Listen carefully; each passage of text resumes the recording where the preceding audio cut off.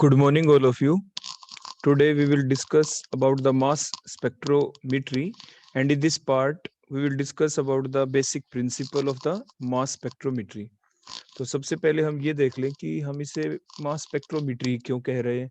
हमने इससे पहले जितनी भी आपकी ब्रांच पढ़ी, जैसे आपकी एनएमआर स्पेक्ट्रोस्कोपी कहते थे आप उसे, यूवी विजिबल स्पेक्ट्रोस्कोपी कहते थे आप उसे, इंफ्रारेड स्पेक्ट्रोस्कोपी कहते थे आप उसे। तो ये स्पेक्ट्रोस्कोपी क्यों कहते थे? क्योंकि स्पेक्ट्रोस्कोपी का मतलब होता है कि आपके पास आपका मैटर है, और मैटर के ऊपर जब आप इलेक्ट्रोमैग्नेटिक रेडिएशंस डालते हैं तो इलेक्ट्रोमैग्नेटिक रेडिएशंस मैटर के साथ क्या करती है? इंटरेक्ट। और इंटरेक्शन के बाद आपका जो मॉलिक्यूल है उसके अंदर क्या आता है चेंज, उसको हम करते हैं स्टडी। और इसलिए वो ब्रांच आपकी कहलाती थी स्पेक्ट्रोस्कोपी। लेकिन यहाँ पर क्या होगा कि आपको इलेक्ट्रोमैग्नेटिक रेडिएशंस यूज नहीं करेंगे, आप यहाँ पे क्या यूज करेंगे? Electron beam, highly energetic electron beam of near about 70 electron volt. आप उस 70 इलेक्ट्रॉन वोल्ट की जो इलेक्ट्रॉन बीम होगी उसको आप मैटर के ऊपर डालेंगे, और फिर जो आपका मॉलिक्यूल है जो गैसेस फॉर्म के अंदर होगा, पहले जब आप इलेक्ट्रॉन बीम उसके ऊपर डालेंगे तो फिर जब बम्बार्डमेंट करवाएंगे आप, तो आपका जो मॉलिक्यूल है वो आयंस के अंदर कन्वर्ट हो जाएगा। और जो डिफरेंट आयंस हैं उनको हम स्टडी करेंगे कि वो आयंस कितने बने, उन कितनी अमाउंट में बने, और फिर उसको जब हम मेजर करेंगे, इसलिए शब्द है यहाँ पे मीट्री। तो here our new branch is the mass spectrometry. तो अब हम मास स्पेक्ट्रोमीट्री के बारे में पढ़ते हैं। तो सबसे पहले हम ये देख लेते हैं कि आखिर हमारी मास स्पेक्ट्रोमीट्री है क्या, इसमें करेंगे क्या हम। तो मास स्पेक्ट्रोमीट्री है, ये एक डिस्ट्रक्टिव टेक्निक है। जैसे कि हमने आपको पहले बताया कि जो प्रीवियस हमने जितनी भी ब्रांच पढ़ी है स्पेक्ट्रोस्कोपी की, वो सारी की सारी आपकी नॉन डिस्ट्रक्टिव टेक्निक्स थी। उसमें सिर्फ इंटरेक्शन होती थी आपकी इलेक्ट्रोमैग्नेटिक रेडिएशंस की आपके मैटर के साथ। जबकि हमारी इस ब्रांच के अंदर, जैसे अभी हमने बताया, क्या होगा कि आप हाईली एनर्जेटिक इलेक्ट्रॉन बीम को डालेंगे आपके गैसियस जो मॉलिक्यूल्स होंगे उनके ऊपर, और जिसकी वजह से जो आपका मॉलिक्यूल है वो आयनाइज्ड हो जाएंगे। क्या हो जाएंगे? वो आपके आयनाइज्ड। और जो आपके डिफरेंट आयंस बनेंगे उनको हम मेजर करेंगे, मींस मॉलिक्यूल का डिस्ट्रक्शन हो जाएगा यहाँ पे। So mass spectrometry is a destructive technique. ये डिस्ट्रक्टिव टेक्निक तो है ही है, और साथ के साथ फिर हम इसमें करते क्या है। तो इसका बेसिक प्रिंसिपल हमारा क्या बना कि the basic principle of the mass spectrometry is that it is a destructive technique at it, and it involves the study of the generation of the ions from the molecules along with the separation of the ions, and finally we measure the masses of the different ions formed. जितने भी आपके ions बने हैं उनकी masses को क्या करते हैं? हम डिटरमाइन कर लेते हैं, मेजर कर लेते हैं। तो यही आपकी बन जाती है मास स्पेक्ट्रोमेट्री। और जितने भी आपके कंपाउंड होते हैं, जितने भी कंपाउंड होंगे, मान लीजिए आपके पास एक सैंपल कंपाउंड आपने लिया, और जब उसके ऊपर आप इलेक्ट्रॉन बीम जब डालेंगे उसको वेपर फेज में कन्वर्ट करने के बाद, तो उसका एक स्पेक्ट्रा मिलेगा हमें। क्या मिलेगा? स्पेक्ट्रा। जैसे आप यहाँ पे डायग्राम के अंदर देखो, देख पा रहे हैं कि जो आयन सोर्स है वहां पे हमने इलेक्ट्रॉन बीम जैसे डाली, आपके जो आयंस बने, आयंस के देखो आगे डिटेक्टर लगा हुआ है, हमने उनको डिटेक्ट किया। डिटेक्ट करते ही साथ हमारे वहां पे हम उसको मेजर करते हैं, उसका स्पेक्ट्रा लेते हैं। स्पेक्ट्रा हम लेते हैं बाई जेड वर्सेस इंटेंसिटी के साथ, कि जितने भी हमारे आयंस होते हैं हम उनकी एम बाई जेड वैल्यू के बेसिस के ऊपर हम ये देखते हैं कि वो आयंस बने कितने, कितनी कंसंट्रेशन के अंदर आयन बने। अलग अलग तरह के फ्रेगमेंटेशन होंगे यहाँ पे, अलग अलग तरह के आपके फ्रेगमेंट आयंस बनेंगे यहाँ पे। तो जो डिफरेंट फ्रेगमेंट आयंस बनेंगे उनकी इंटेंसिटी क्या है? तो इंटेंसिटी यहाँ पे डिपेंड किस चीज के ऊपर करेगी? उनकी अमाउंट के ऊपर, कि एक पर्टिकुलर फ्रेगमेंट आयन कितना बना, दूसरी टाइप का फ्रेगमेंट आयन किस अमाउंट में बना, तीसरा फ्रेगमेंट आयन किस अमाउंट में बना। तो जो उनके नंबर ऑफ मोल्स जो है उनको यूज करते हुए हम इंटेंसिटी को कैलकुलेट कर लेते हैं। जैसे इंटेंसिटी से देखो आपको ये हाइट बढ़ती हुई दिखाई दे रही है, जैसे आपके आयंस पहुंचते हैं, देखो ये ब्लू लाइन आपको दिख रही है यहाँ पे। तो mass spectrometry is a destructive technique which deals with the study of the generation of the ions which are produced from the molecules after the bombardment with the electron beam of very high energy near about 70 electron volt, and along with the separation of the ions, and finally we measure their masses. तो जैसे आप देख रहे हैं कि हम separate कैसे करते हैं उनको, आप नेक्स्ट डायग्राम में देखो, देख पा रहे हैं हम हाईली मैग्नेटिक फील्ड अप्लाई करते हैं बीच में, तो जिसकी वजह से वो अपनी जो उनकी वैल्यूज होती हैं, जो उनके एम बाई जेड की जो वैल्यू होती है उनके बेसिस के ऊपर वो डिफ्लेक्ट करते हैं।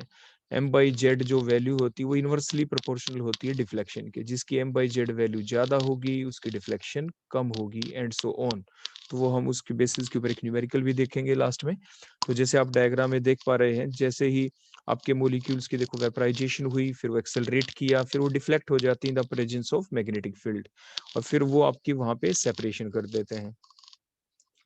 तो जो मास स्पेक्ट्रोमीट्री है, अगर हम इसका देखें ओवरऑल कि जो मास स्पेक्ट्रोमीटर होगा उसके अंदर हम करते क्या है, तो सबसे हमारा पहला पॉइंट जो आता है वो होता है सिस्टम इनलेट। हमारा क्या होता है? सिस्टम इनलेट, जहाँ पे हम हमारे सैंपल को डालेंगे। तो जब हम सैंपल को वहां पे डालते हैं तो उसके अंदर हमें खास कुछ बातों का ध्यान रखना पड़ता है, कुछ बेसिक रिक्वायरमेंट होती हैं।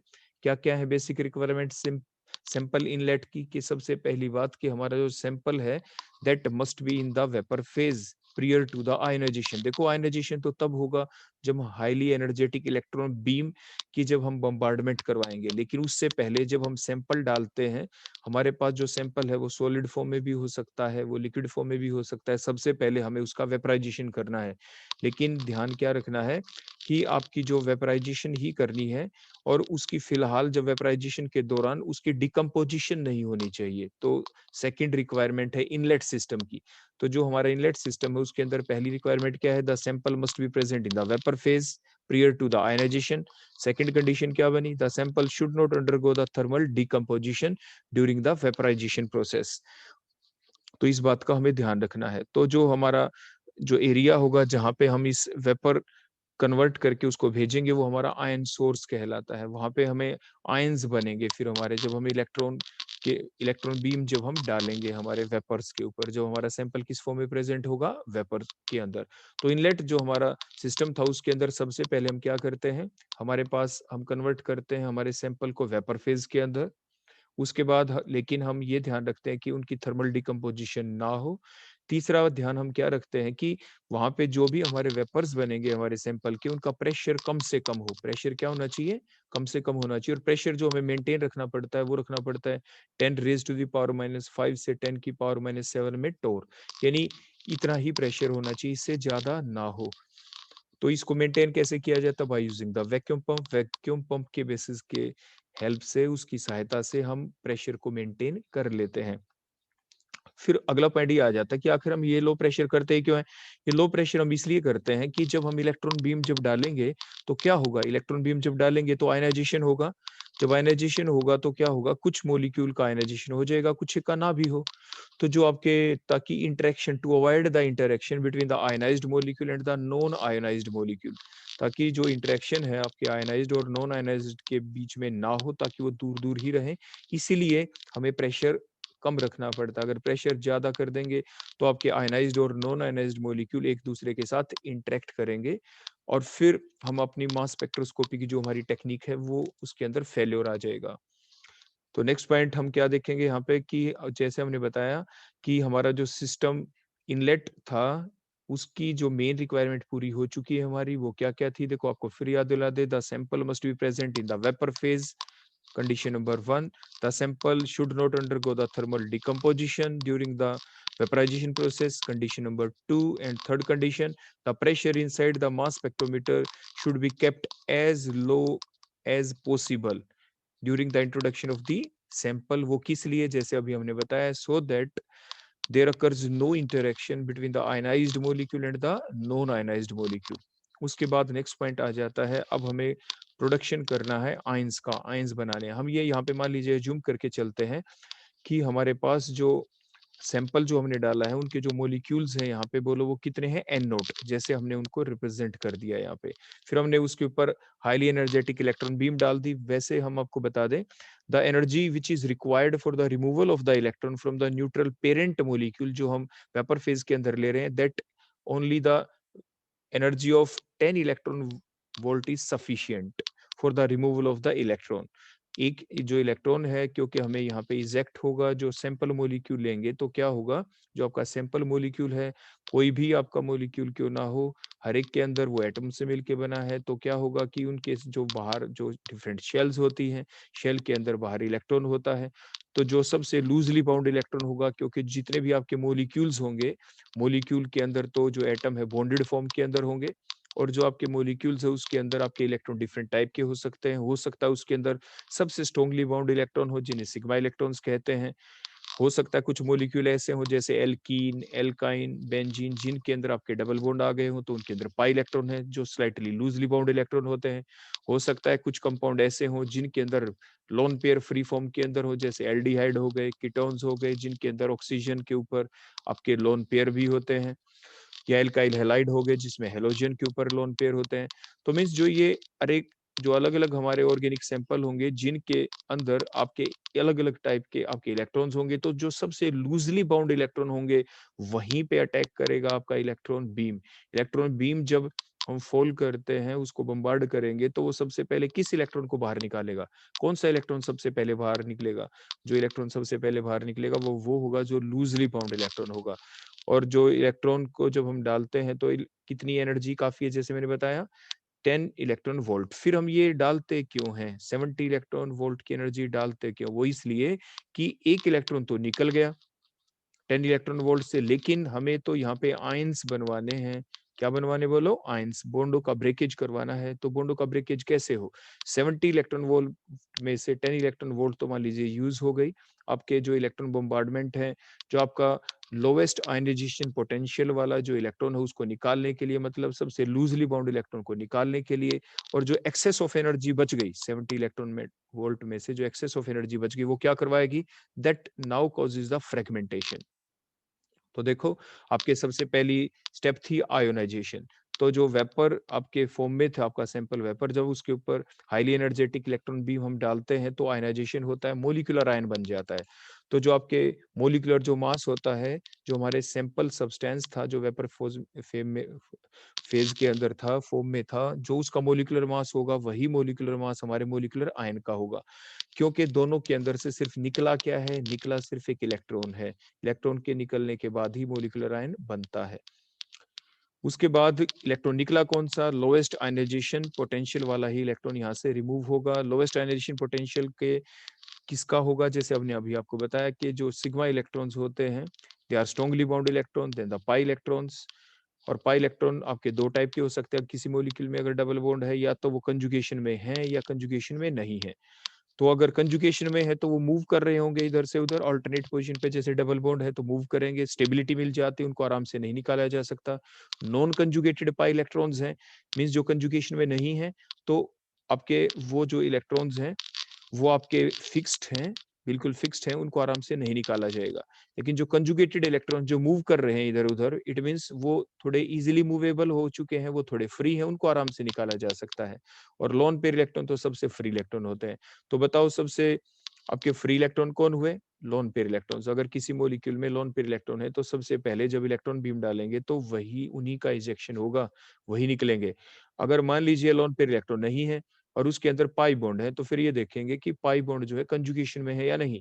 अगर उस मॉलिक्यूल के अंदर दोनों सिस्टम हो गए, एक पाई बॉन्ड ऐसा है जो कंजुगेशन में है और उसी मॉलिक्यूल के अंदर आपके कुछ पाई बॉन्ड ऐसे हैं जो कंजुगेशन में है। तो जो कंजुगेशन में है डबल सिंगल डबल, वो आपके मूवमेंट है, इधर उधर मूव कर रहे हैं, मीन्स वो लूजली बाउंड इलेक्ट्रॉन है, इसलिए सबसे पहले वो निकलेंगे। उसके बाद आपके नॉन कंजुगेटेड पाई इलेक्ट्रॉन्स निकलेंगे, और सबसे लास्ट में कौन से निकलने होते हैं? सिग्मा बॉन्ड वाले इलेक्ट्रॉन। इट मीन सबसे पहले आपका जो पहला इलेक्ट्रॉन निकलेगा, पहला इलेक्ट्रॉन निकलने के बाद ही तो बनता है जो आयन, उसी को तो कहते हैं मोलिकुलर आयन।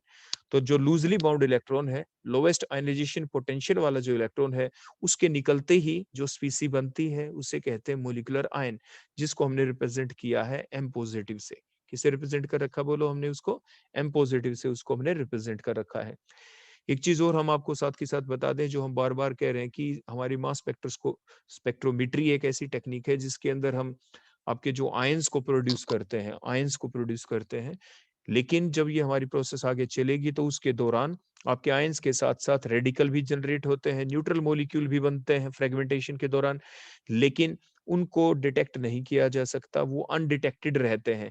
इट मीन्स उनको फिर सेपरेट भी कर दिया जाता है वैक्यूम पंप की हेल्प से। तो मीन्स हमारी जो मास स्पेक्ट्रोमेट्री है इसके अंदर जिनको हम स्टडी करेंगे, जिनको हम डिटेक्ट करेंगे, जिनको सेपरेट करेंगे, वो सिर्फ आपके कौन होंगे? आपके आयंस होंगे। वो आपके कौन होंगे? पॉजिटिव आयंस होंगे, जिनको हम डिटेक्ट कर पाएंगे। आपके न्यूट्रल मॉलिक्यूल्स और radicals are left undetected during that mass spectrometry technique. तो ऐसे एक नंबर का क्वेश्चन भी आपसे पूछा जा सकता है।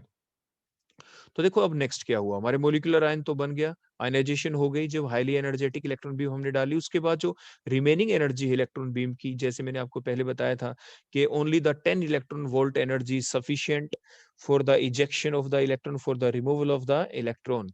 तो जो रिमेनिंग एनर्जी है, जैसे अभी हमने लिखा है, रिमेनिंग एनर्जी बोलो कितनी होगी, 10 इलेक्ट्रॉन वोल्ट वहां पे आपकी यूज हो गई, तो बच गई कितनी, 60 इलेक्ट्रॉन वोल्ट। तो वो हम एक्स्ट्रा क्यों ले रहे हैं, वो इसलिए ले रहे हैं because that causes the fragmentation of the molecular ion. ऐसा भी हो सकता है कि मोलिकुलर आयन जो आपके यहाँ पे बनेंगे, टोटल उसके जो मोल्स बनेंगे, जितने भी मोलिकुलर आयन बनेंगे, जरूरी नहीं सभी के सभी मोलिकुलर आयन का फ्रेगमेंटेशन हो जाए। कुछ मोलिकुलर आयन डायरेक्ट डिटेक्टर तक पहुंच जाएंगे और वो मोलिकुलर आयन की फॉर्म में ही डिटेक्ट किए जाएंगे। कुछ मोलिकुलर आयन्स ऐसे होंगे जिनका फ्रेगमेंटेशन होगा और फ्रेगमेंट आयन बनेंगे और वो फ्रेगमेंट आयन फिर डिटेक्टर तक पहुंचेंगे। जैसे आपको डायग्राम के अंदर यहाँ पे बार बार दिख रहा है कि जो डिटेक्टर है, उस डिटेक्टर तक कौन पहुंचेंगे, मोलिकुलर आयन भी डायरेक्ट पहुंचेंगे। कुछ मोलिकुलर आयनों का फ्रेगमेंटेशन हो जाएगा remaining energy of electron beam के द्वारा, जो लगभग 60 इलेक्ट्रॉन वोल्ट की है, और जो फ्रेगमेंट आयन बनेंगे वो पहुंचेंगे वहां पे, जो डिफरेंट फ्रेगमेंट आयन्स पहुंचेंगे और वो डिटेक्ट कर लिए जाएंगे। और तो कौन कितनी संख्या में पहुंचे, कौन कितनी संख्या में पहुंचे, मान लीजिए हो सकता है कि most of the molecular ion वहां तक पहुंच गए और आपके कुछ एक मोलिकुलर आयन का ही फ्रेगमेंटेशन हुआ। इट मीन जो फ्रेगमेंट आयन जो पहुंचेंगे वो कम संख्या में पहुंचेंगे, ज्यादा संख्या में पहुंचे आपके मोलिकुलर आयन। तो मोलिकुलर आयन ज्यादा संख्या में पहुंचे तो जो इंटेंसिटी होगी किसकी ज्यादा होगी, जो हमें देखो ये पीक मिल रही है यहाँ पे, जो हमारा स्पेक्ट्रा है, मास स्पेक्ट्रा। मास स्पेक्ट्रा क्या है, मास स्पेक्ट्रा एक ग्राफ है जो m/z वर्सेस इंटेंसिटी के लिया जाता है। तो जो भी हमारा मोलिकुलर आयन है उसकी m/z वैल्यू ले ली जाती है, उसकी क्या ले ली जाती है बोलो, m/z। जैसे मैंने बताया उसके ऊपर एक छोटा सा न्यूमेरिकल भी हम लास्ट में डिस्कस करेंगे। तो जो रिमेनिंग एनर्जी है, जो वो इलेक्ट्रॉन बीम की जब आपके मोलिकुलर आयन के ऊपर फॉल होती है तो फ्रेगमेंटेशन होता है, तो आपके डिफरेंट फ्रेगमेंट आयन बन गए। हमने जैसे लिख दिया यहाँ पे फ्रेगमेंट आयन, मान लीजिए आपके डिफरेंट टाइप के बने। मान लीजिए पहली टाइप का जो फ्रेगमेंट आयन बना उसको F1 पॉजिटिव कह देते हैं, उसका मोलिकुलर मास मान लीजिए m1 है। वो कितने संख्या में बने, उनके मोलिक्यूल्स कितने हैं, मान लीजिए उनके मोल्स जो है वो n1 है। और मान लीजिए दूसरा फर्दर फ्रेगमेंटेशन होती है तो F2 पॉजिटिव आयन बनता है, वो मान लीजिए उनका मोलिकुलर मास m2 है। उनके नंबर ऑफ मोल्स कितने बने, वो n2 मोल या मोलिक्यूल्स, किसी भी फॉर्म में आप इनको यानी कैलकुलेट कर सकते हैं। और ये बनते कैसे हैं, जब आप इलेक्ट्रॉन बीम डालते हैं मोलिकुलर आयन के ऊपर, जो रिमेनिंग एनर्जी आती है वो जो मोलिकुलर आयन है उसके अंदर या तो होमोलिटिक फिशन करवा सकती है, हाइड्रोलिटिक। होमोलिटिक फिशन कौन होता है कि जिसमें कोई बॉन्ड होता है, एक बॉन्ड में 2 इलेक्ट्रॉन होते हैं, तब तो एक ऐसा फिशन होता है homolytic in which each of the atom takes away their own electron. एक बॉन्ड के अंदर जो 2 इलेक्ट्रॉन है, जिन 2 एटम के बीच में बॉन्ड था, हर एटम अपना अपना इलेक्ट्रॉन ले जाए। तो homolytic fission is the fission in which each of the atom takes away their own electron. अगर ऐसा ना हो, means one of the atom takes away both the electron, तो उसे हेटेरोलिटिक फिशन कहते हैं। तो जब आपके होमोलाइटिक फिशन होगा, तो जैसे पता चल रहा है होमोलाइटिक का मतलब फ्री रेडिकल का बनना, हेटेरोलिटिक होगा तो यहाँ पे आयंस बनेंगे। क्या बनेंगे बोलो, आयंस। तो दोनों तरह के फिशन यहाँ पे हो सकते हैं bye consuming the remaining energy of the electron beam by the molecular ion. उसके बाद क्या होगा कि आपके जो मोलिकुलर आयन है, मान लीजिए जो मोलिकुलर आयन आपके पहुंचेंगे डिटेक्टर तक, मान लीजिए वो आपके एम पॉजिटिव जो उनकी संख्या n है, फ्रेगमेंट आयन कितने वो हमने यहाँ पे पहले लिख दिए, n1 n2 है। फिर वो उन जो मोलिकुलर आयन जितने भी बनते हैं, हम उनको क्या करते हैं, उनको एक्सेलरेट किया जाता है। उनको क्या किया जाता है बोलो, उनको एक्सेलरेट किया जाता है। और एक्सेलरेट करने के बाद वो आपके वहां पे हम मैग्नेटिक फील्ड अप्लाई करते हैं, जैसे आपको डायग्राम के अंदर यहाँ पे दिख रहा है, जो नीचे वाला हमारा सैंपल है कि देखो डिफ्लेक्शन अभी आपको लिखा हुआ दिखा, ऊपर देखो मैग्नेटिक फील्ड हमने मैग्नेट्स दिखा दिए, जहाँ पे डिफ्लेक्शन हमने लिख रखा है m/z वैल्यू के बेसिस के ऊपर। जैसे हमने बताया था कि जो डिफ्लेक्शन होता है m/z is always inversely proportional to the deflection. जितने भी आयंस हैं उनकी m/z वैल्यू क्या है, m क्या है उनका जो मोलर मास है, z क्या है जो उसके ऊपर चार्ज है। जैसे आमतौर पे जो आपके फ्रेगमेंट आयन बनेंगे उनके ऊपर यूनिपॉजिटिव चार्ज ही होगा, जैसे +1 ही होगा, +2 वाले रेयर बनेंगे यहाँ पे। ठीक हो गया। तो इट मीन्स आपके जो भी उनका मोलर मास होगा उसको हम डिवाइड कर देंगे बोलो किस चीज से, जो उसके ऊपर चार्ज है, +1 है या +2 है, इस टाइप से। जैसे अब एक चीज और हम आपको याद दिला दें, पहले क्या करते थे, जो इसकी लिमिटेशन थी जिसको दूर कर दिया गया, जो हम कह रहे हैं मास स्पेक्ट्रा। मास स्पेक्ट्रा एक ग्राफ है m/z वर्सेस इंटेंसिटी। ये ध्यान रखें, it is not a plot in between the m/e। अगर हम m/z, z तो क्या है, जो चार्ज है उसकी वैल्यू, जैसे +1 चार्ज तो z की वैल्यू 1 हो गई, +2 चार्ज किसी के ऊपर तो z की वैल्यू 2 होगी, दैट द z, और m is the molar mass. तो यहाँ पे आप कभी भी गलती से m/e मत लिख देना, क्योंकि m/e लिख दिया तो e की वैल्यू कुछ क्या होती है, चार्ज ऑफ द इलेक्ट्रॉन, वो कितना होता है बोलो, 1.6 × 10⁻⁻19। ठीक हो गया, तो वो वैल्यू आप नीचे पुट करेंगे तो हमारा जो स्पेक्ट्रा है, जो हमारा ग्राफ है, वो ही गलत आ जाएगा। इट मीन्स आप जो मास स्पेक्ट्रा लेंगे वो m/z वर्सेस इंटेंसिटी ही प्लॉट करते हैं, वो m/e वर्सेस इंटेंसिटी नहीं होता है। तो मैग्नेटिक फील्ड की प्रेजेंस में क्या होगा, डिफ्लेक्शन होगा, जैसे मैंने बताया m/z इनवर्सली प्रोपोर्शनल टू आपके डिफ्लेक्शन होता है, इसलिए जो लाइट आयंस होंगे दे बेंड टू मच, वो बहुत ज्यादा बेंड होंगे, वो ज्यादा डिफ्लेक्शन दिखाएंगे, and the heavy ions bend too little, वो बहुत ही कम डिफ्लेक्शन शो करेंगे। उसके बाद क्या होगा, मास एनालाइजर के अंदर जितने भी आपके जो आयंस बनेंगे m/z वैल्यू के बेसिस के ऊपर, क्योंकि उनकी डिफ्लेक्शन अलग अलग होगी, उनको सेपरेट कर लिया जाता है। उनको क्या कर लिया जाएगा बोलो, सेपरेट। जैसे अभी आप ऊपर डायग्राम के अंदर देखो, देख पा रहे हैं हमारे बिल्कुल टॉप के अंदर, देखो आपको अलग अलग अलग अलग सिग्नल दिखाई दे रहे हैं। अलग अलग सिग्नल किस बेसिस के ऊपर दिखाई दे रहे हैं बोलो, आपके उनकी m/z की इंटेंसिटी के बेसिस के ऊपर। जब हमने उनको सेपरेट किया मास एनालाइजर के अंदर, जब हमने उसको सेपरेट किया और फिर जब हम डिटेक्ट करते हैं तो उसके दौरान क्या होता है कि आपके जो नंबर ऑफ पार्टिकल्स कितने आए, कितने पार्टिकल्स आपके पहुंचे हैं, वो उसकी इंटेंसिटी को रिप्रेजेंट करेंगे। किसको रिप्रेजेंट करेंगे बोलो, इंटेंसिटी को। तो कितने आए वो, उनकी इंटेंसिटी क्या है, उसके बेसिस के ऊपर उनकी अलग अलग ये लाइंस आ जाती है, अलग अलग पीक आ जाती है। उसके बाद क्या किया जाता है कि जैसे हमने बताया, जो डिटेक्टर होता है वो क्या करता है, detector output is displayed in the form of the signal, और फिर हम क्या कहते हैं, उसी को हम कह देते हैं कि the mass spectra is recorded in between these two axis, the X and the Y axis. X axis के ऊपर हम m/z लेते हैं और वाई एक्सिस के ऊपर हम उनकी क्या लेते हैं, इंटेंसिटी। अब क्वेश्चन आया कि इंटेंसिटी हम कैसे कैलकुलेट करते हैं। मान लीजिए मैं जूम करके चलते हैं कि हमारे जो मोलिकुलर आयन थे, जैसे हमने ऊपर बताया भी था, लिखा भी था, कि मान लीजिए उनके जो मोल्स हैं वो n है, कैपिटल N से हमने रिप्रेजेंट किया, और वो सबसे ज्यादा है, means n greater than n1। n1 क्या है, जो फ्रेगमेंट आयन f1 टाइप के बने थे वो n1 है, वो कम बने, n2 और भी कम बने। फिर हम उनकी इंटेंसिटी देखो निकालते कैसे हैं, ये ध्यान रखें कि जो सबसे ज्यादा मोल्स होते हैं, जैसे हमने मोलिकुलर आयन वाले ही मान लिए n, तो हम उसको उसी को हम बेस मानेंगे, उसी के रिलेटिव में औरों की इंटेंसिटी मानेंगे। इसकी इंटेंसिटी हम 100% मान के चलेंगे।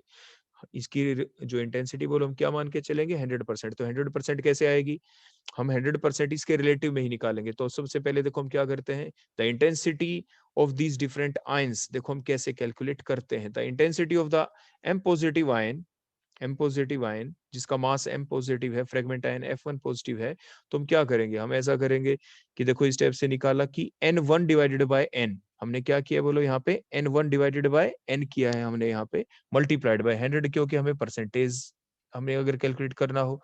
N/N क्यों लिखा, जो मोलिकुलर आयन थे वो कितने बने, N, और उसी के रिलेटिव में निकालना है, तो N डिवाइडेड बाय N हो गया देखो यहाँ पे हमारा, तो वो तो 100% ही आएगा। जो अगली वैल्यू आएगी हमारी, जो फ्रेगमेंट आयन F1 है वो N1 थे संख्या में, तो N1/N कर दिया हमने। किसके रिस्पेक्ट में निकालना है, जो सबसे ज्यादा संख्या में थे। सबसे ज्यादा कौन है बोलो, N मान लिया, तो इसलिए डिवाइडेड बाय N किया।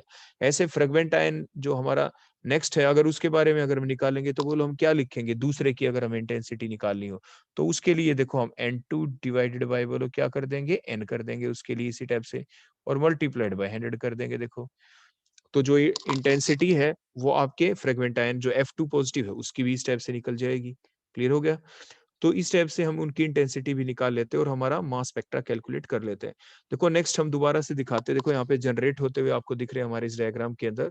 आपको शुरू में दिख रहा है कि हमारे पास एक सैंपल है, देखो ये, वहां पे हम बहुत ही लो प्रेशर रखते हैं, जैसे हमने आपको पहले बताया था, ताकि जो आयनाइज्ड नॉन आयनाइज्ड मॉलिक्यूल के बीच में इंटरेक्शन ना हो सके। उसके बाद जो प्रेशर जो हमने रखा वो लगभग कितना है, 10⁻⁷ टोर, जो हमने लिखा था 10⁻, आपके 5 से लेके 7 के बीच में हम रखते हैं। वेरी वेरी लो प्रेशर हम रखते हैं यहाँ पे। उसके बाद हमारे पास क्या करते हैं हम, हमारे पास यहाँ पे हम टंगस्टन फिलामेंट लेते हैं। देखो ये फिलामेंट हमने ले रखा है, टंगस्टन का फिलामेंट जो हम लेते हैं। जब जो टंगस्टन का जो फिलामेंट होता है उसके अंदर से ही इलेक्ट्रॉन बीम प्रोड्यूस होती है। देखो ये टंगस्टन,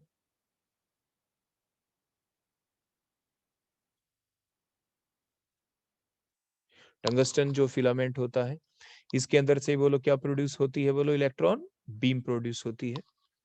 फिर जो इलेक्ट्रॉन बीम देखो ये ब्लू लाइन से डॉट डॉट दिखा रखे हैं, इधर से हमारे सैंपल पार्टिकल्स आए, देखो ये ब्लैक डॉट से इलेक्ट्रॉन बीम जब इनके ऊपर डलती है तो फिर उनका आयनाइजेशन होता है। उसके बाद देखो यहाँ पे हमने मैग्नेटिक फील्ड अप्लाई की, देखो 500 to 8000 गॉस की। उससे क्या हो जाता है कि हमारे ये जो भी हमारे आयंस बनेंगे उनको क्या करेंगे, डिफ्लेक्शन देखो अलग अलग हमने ये डिफ्लेक्शन शो कर दी, किसी की डिफ्लेक्शन आपकी कम है, किसी की ज्यादा है, देखो इस टाइप से। तो आपके जो पार्टिकल उनका सेपरेशन हो जाता है, उसके बाद उनको डिटेक्ट कर दिया जाता है, डिटेक्ट करने के बाद उनको रिकॉर्ड किया जाता है, उनका स्पेक्ट्रा देखो ये नीचे जैसे स्पेक्ट्रा की फॉर्म में दिखा दिया गया है यहाँ पे। क्लियर हो गया यहाँ पे। तो जो आपके दूसरे पार्टिकल है नीचे वाले डायग्राम में देखें, वैक्यूम पंप की सहायता से उनको बिल्कुल अलग कर दिया जाता है। क्लियर हो गया। तो ऐसा हमारे ये था हमारा जो बेसिक प्रिंसिपल के हमारे स्पेक्ट्रा जो मास स्पेक्ट्रोमीट्री होती है उसके अंदर किया क्या जाता है। तो क्या क्या हमारे उसके डिफरेंट पार्ट्स थे वो आपने यहाँ पे स्टडी किए। अब हम देखेंगे हमारा न्यूमेरिकल। तो देखो अगर आपके एग्जाम में क्वेश्चन पूछ लिया जाए इसी बेसिस के ऊपर जो अभी हम आपको बता रहे थे, explain the order of deflection among the following using the mass spectrometry.